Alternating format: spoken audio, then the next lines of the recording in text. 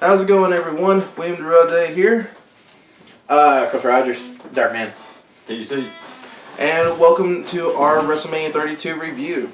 So, obviously we're going to be talking about WrestleMania 32 and basically what we thought about it. And to me, I'd say it was greatly disappointing.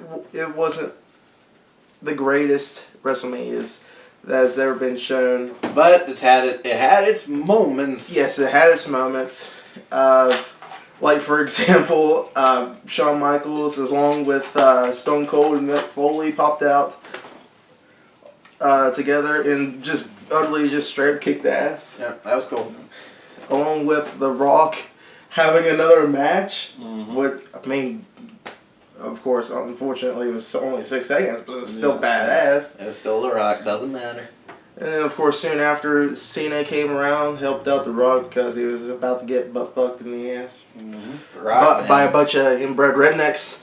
Rock man, though. Rock pulled out some of his old quips and called them ancestral fucking, what was it? Ancestral peanut punchers or some shit.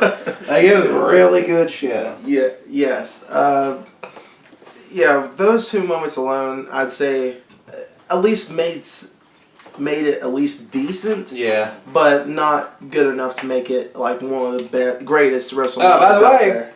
you're counting predictions.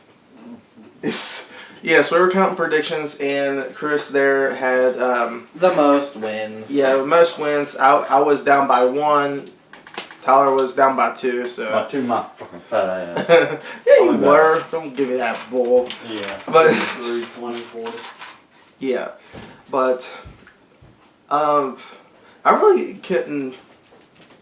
I can't really think of like what was the most disappointing match. I would say probably the Brock Lesnar versus Dean Ambrose match myself was more disappointing than anything, just because that Dean Ambrose got utterly destroyed by Brock Lesnar, and Brock Lesnar just F5'd Dean Ambrose on chairs. And I can't say lost. I was disappointed because I knew that was exactly what would happen. Well, and I said it in the predictions video that Lesnar would destroy him. well, in all fairness, I wanted to see like an actual just complete fight go out, but you know, unfortunately, can't get what you want.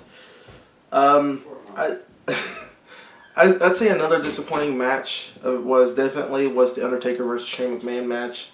I'd say that only lasted for about maybe what do you think? Maybe 10 minutes, give or take. No, I'd say over 20.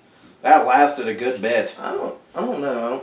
I thought it'd be over way quicker than it was. Plus, to me, it wasn't disappointing either because during the predictions video, I said Undertaker's going to destroy McMahon. Called it. Well, again, I thought there was also going to be a big fight going out because both guys are just absolute fighters. They won't quit at all.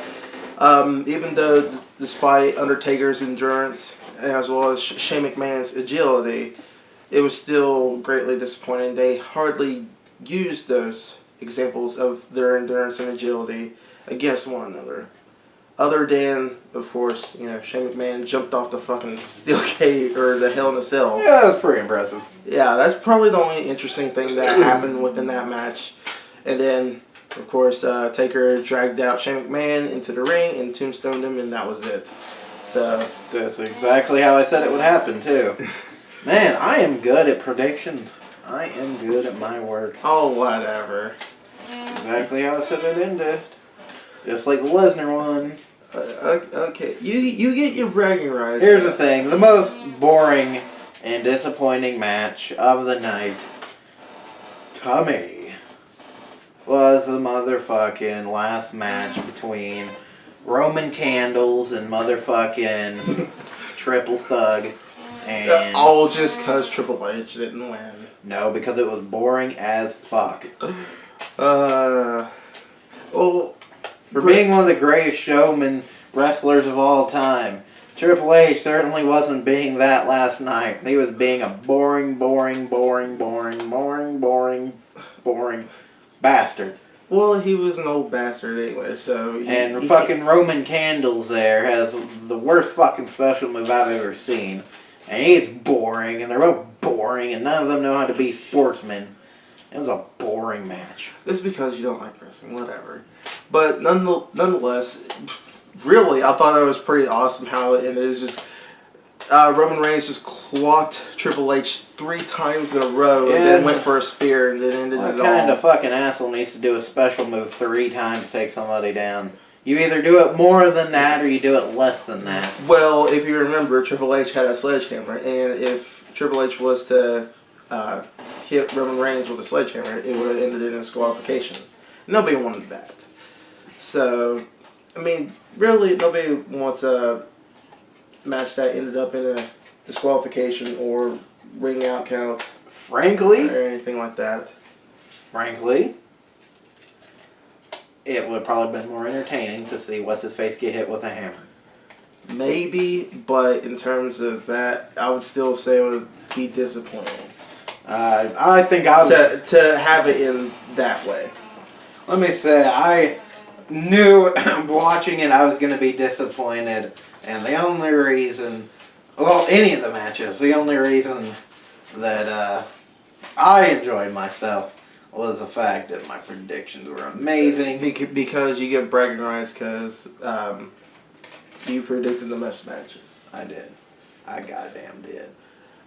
But I'm telling you, the Jericho versus AJ Styles match, that was some crazy shit. How it ended. But I told you he'd win. But it was unexpected. I will say that. It was unexpected for Chris Jericho to pull that off. You can't break the code.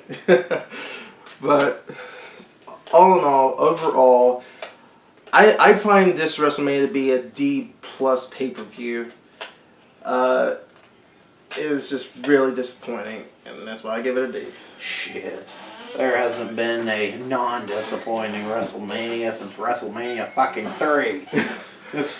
Well, there has been a few before 32 that's been pretty good, but in terms of, for this year, it just wasn't that great.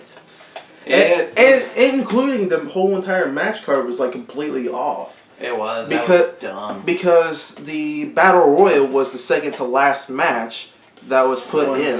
The Shane and the Undertaker should have been in that spot. Actually, yeah.